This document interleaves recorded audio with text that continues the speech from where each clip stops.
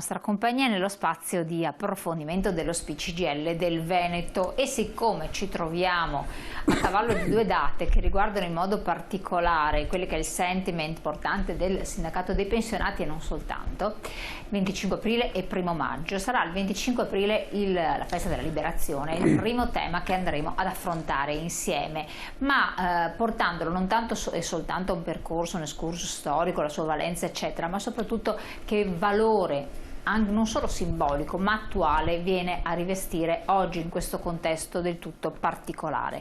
Per parlare di questo abbiamo il piacere di riavere qui con noi in studio Fulvio Dal Zio, grazie di essere qui con noi, segretario dello SPI del Veneto.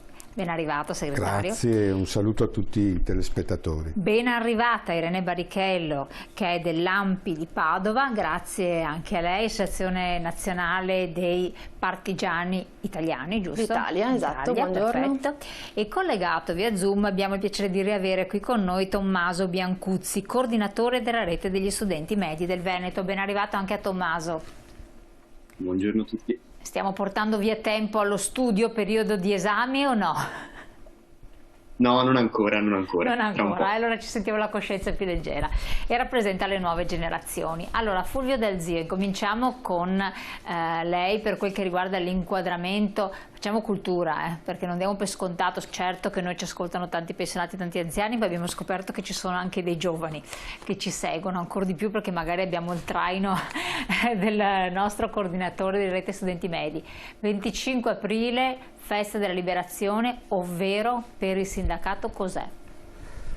È la festa della libertà, è la festa della sconfitta del fascismo, è la festa della liberazione. Simbolicamente viene preso il 25 aprile perché inizia lo sciopero insurrezionale a Milano a seguito dell'ordine impartito dal CLN, Comitato di Liberazione Nazionale Alti Italia, composto da Sandro Pertini, Presidente della Repubblica, Luigi Longo, Emilio Sereni e Leo Vagliani. Il telegramma famoso emanato il 24 è Aldo dice 26 per 1, che significava che il 26 all'1 di notte doveva iniziare l'insurrezione per cacciare i fascisti, liberare l'Italia dai fascisti e dai nazisti. Poi è stato anticipato per gli eventi che si susseguivano e l'insurrezione appunto a Milano inizia il 25. Poi ci sono città che si sono liberate prima, altre sì, che si sono liberate subito dopo. Padova, abbiamo la piazza Insurrezione 28 aprile, a testimonianza di quegli...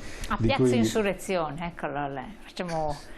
sì, è bene ricordarlo, caspita, giustamente, certo, sfugge nel... toponomastica, sì. Parla. E quindi insomma è il frutto di quella giornata, ma di tutto il movimento della resistenza in cui gli italiani che erano invasi, cioè proviamo solo a pensarlo, insomma, eravamo invasi occupati dai nazisti, c'erano le truppe alleate statunitensi, inglesi, polacchi, magrebini, c'era di tutto, neozelandesi, insomma c'era di tutto. L'Italia era invasa letteralmente da popolazioni, da persone, da uomini che appunto hanno contribuito in maniera determinante a liberare l'Italia, e gli italiani si sono assunti la responsabilità di riscattare 20 anni e oltre di fascismo, che è stata una dittatura violenta con innumerevoli omicidi, altro che fascismo che ha fatto anche delle cose buone. Pensiamo solo agli omicidi, all'assassinio di Matteotti, dei fratelli Rosselli, di Gramsci in carcere, dei tanti capilega e poi degli eccidi, dei rastrellamenti, ne abbiamo avuti anche qua nel Veneto, Bassano, Villa Marzana, per citare i più noti, ma senza dimenticare Marzabotto, Sant'Anna di Stazzema e le innumerevoli stragi che ci sono state. Ecco, malgrado tutto questo, gli italiani si sono assunti la responsabilità di riscattare il paese da una dittatura violenta che aveva portato alla fame la popolazione e che ha prodotto quella tragedia immane della guerra. Ricordiamo solo anche, insomma, che il fascismo l'abbiamo avuto qui, è iniziato qui e l'abbiamo esportato poi in tutta Europa, in molta parte dell'Europa e del mondo, insomma. E quella lotta di liberazione... C'era il nazismo, no? Nel resto d'Europa che dominava. Sì, però Hitler all'inizio prendeva spunto da Mussolini, è stato il suo maestro, poi lui è andato anche oltre, però insomma stiamo sempre parlando di una cultura che è nata qua, purtroppo è nata qua in Italia e di cui secondo me ci sono ancora tracce troppo profonde, insomma, che non riusciamo a estirpare. Il frutto di quella lotta di liberazione, di quella giornata, è stata la Repubblica con il referendum del 2 giugno e la Costituzione repubblicana.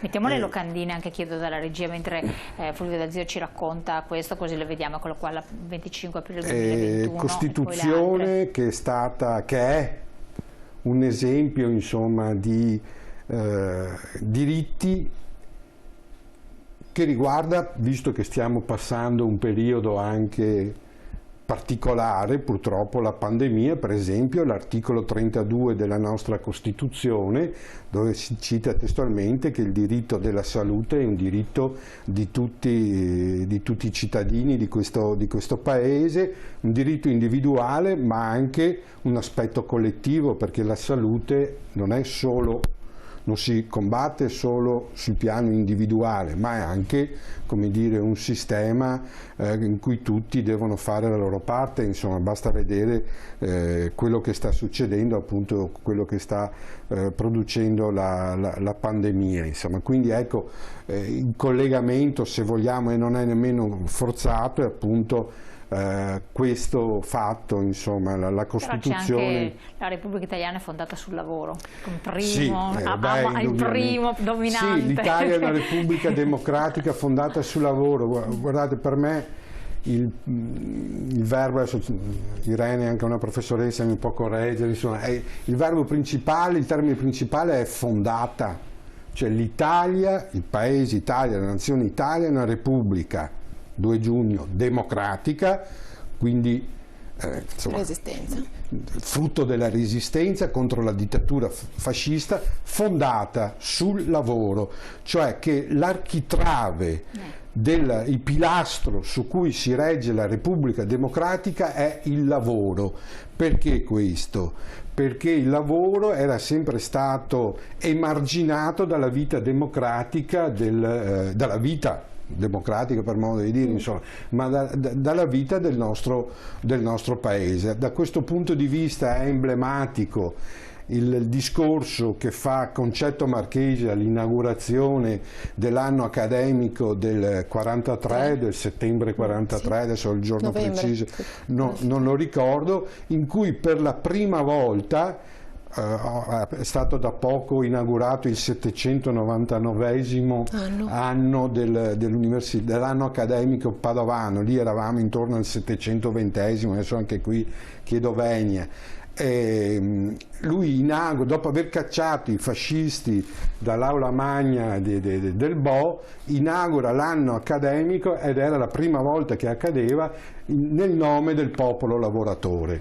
Quindi insomma già da lì ci sono i prodromi per quello che poi è stato l'articolo 1 della Costituzione, l'Italia è una Repubblica Democratica fondata, ripeto, sul lavoro. Quindi il lavoro come architrave della vita democratica, civile, un lavoro che deve avere riconosciuti i suoi diritti, una Costituzione che fa della giustizia sociale uno dei punti principali del suo essere, insomma, e quindi ecco, il 25 aprile è una storia importante, insomma, è il momento fondativo della nostra Repubblica, se noi oggi, insomma, sono più di 70 anni che questo Paese e tutta l'Europa, dopo le tragedie immani, come abbiamo anche ricordato poco tempo fa, ricordando la giornata della memoria, insomma, dopo le tragedie immani che hanno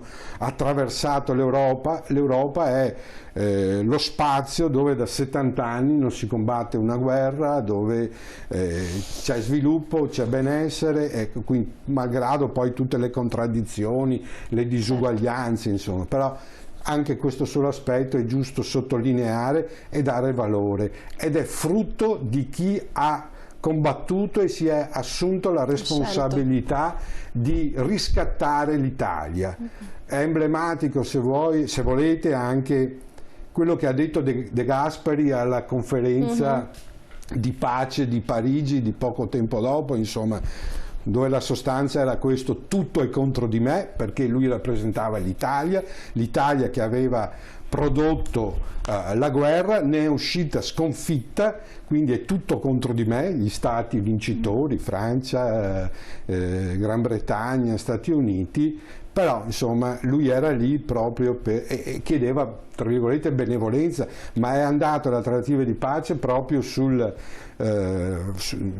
avendo con sé il frutto della resistenza, della volontà del popolo italiano di non aspettare di essere liberato, ma di riscattarsi e di contribuire in maniera determinante, con decine di migliaia di vittime, ma con un contributo alla liberazione del nostro paese e alla sconfitta del fascismo in Italia, che ha prodotto le tragedie che abbiamo conosciuto. Per dar spazio anche alla professoressa, c'è un memoriale che vi ha visto partner con lo SPCGL, no? Che è andato online anche di recente, vabbè, ha avuto un po' di vicende. Di che cosa si tratta, che tipo di partner è stata creata? Un attimo solo che leggo un messaggio che è arrivato: che gli italiani si siano riscattati, ho qualche dubbio, è più corretto una parte di italiani, molti erano pro-fascismo, specie all'inizio, e l'Italia, come la prima guerra, è stata la prima opportunista, cambia posizione a seconda dei comodi. Attenzione che qui abbiamo telespettatori che sono anziani, anche qui hanno memoria. Posso agganciarmi a questo e poi tornare al memoriale? Assolutamente, rispondiamo al messaggio. Allora, senz'altro la guerra di resistenza, che non ha sempre avuto questo nome, si incomincia a parlare di resistenza dagli anni 50, assolutamente sì. Quando Chabot usa questo termine, uno storico, Chabot usa questo termine resistenza, e quando Roberto Battaglia, che è il primo autore di una storia della resistenza in Italia, nel 1953 usa appunto questo termine. Mentre i fatti accadono spesso non si sa dare loro ancora un nome, ed è vero, su 49 milioni di italiani 130.000, dice Santoperi nella sua storia della resistenza, furono combattenti, con il beneficio dell'incertezza, perché quando si parla di guerriglie, guerra di resistenza come è stata quella in Italia, non solo, ma come è stata quella in Italia, la precisione non è possibile al 100%, quindi senz'altro sì, è stata una minoranza, quella degli italiani che hanno preso le armi. Ma è anche vero, e lo ricorda un'altra brava storica che si chiama Chiara Colombini, che ha scritto anche I partigiani, però uscito recentissimamente per la collana Fact Checking di La Terza, se non ci fosse stato un amplissimo strato della popolazione italiana a sostenere l'azione armata dei partigiani, delle brigate, delle squadre armate in montagna oppure dei gappisti in città, non sarebbe stato possibile. Sarebbe stata spazzata via in pochissimo tempo, è durata 20 mesi la resistenza, e nelle condizioni in cui dei resistenti, dei partigiani, dei ribelli si sono trovati a combattere, quindi all'addiaccio, senza vestiario, senza divise evidentemente senza cibo. Ecco, se non ci fosse stato il sostegno, a volte fatto anche solo di silenzio, di complicità, di tenere nascosto, a costo della vita, perché magari si tratta di piccoli gesti come appunto il silenzio, il tenere nascosto, ma il prezzo da pagare sarebbe stato altissimo, fossero stati scoperti in questa complicità. Ecco, se non ci fosse stato questo, la resistenza non sarebbe stata possibile. Allora è vero che si è trattato di una minoranza, ma è vero che c'è stata una zona grigia molto più ampia di popolazione che, pur essendo assuefatta da 20 anni di fascismo, che aveva spianato, asfaltato completamente l'interesse, la propositività, la partecipazione alla politica, alla vita civile, ecco, se non ci fosse stata questa, la resistenza non sarebbe stata possibile, ed è giusto ricordarli. Ecco, e voi avete fatto questo memoriale, no, della resistenza? Sì, Gad Lerner e Laura Gnocchi sono i due giornalisti che hanno curato e il libro Noi partigiani e anche il memoriale, il portale che raccoglie in blocchi. Adesso ne è andato online un primo blocco di circa un centinaio di interviste, ne seguiranno altre. Ecco, il memoriale è stato voluto dall'ANPI con la collaborazione, la partnership anche dello SPCGL, e ha come scopo, come obiettivo, quello di rendere, intanto di salvare, ecco, le voci, le immagini, i volti di chi aveva combattuto, e di renderlo fruibile anche attraverso la diffusione nelle scuole, di renderlo fruibile a un'ampia parte di popolazione. Salvare la memoria. www.noipartigiani.it parola mia /parolamia per vedere queste video interviste abbastanza brevi però toccanti. Sì. Andiamo subito in pubblicità, prima leggo un altro messaggio. Io preferirei pensare all'Italia è una repubblica democratica fondata sul lavoro, dove per democratica si intende contro ogni dittatura e non solo fascista, perché ricordiamo che una dittatura comunista è durata fino all'altro ieri, creando oltre 30.000 morti. Forse un po' di più. Allora, poi rispondiamo anche a questi messaggi, pubblicità, pochi secondi, poi siamo di nuovo con voi insieme. Infatti il contrario di fascismo non è comunismo, è democrazia.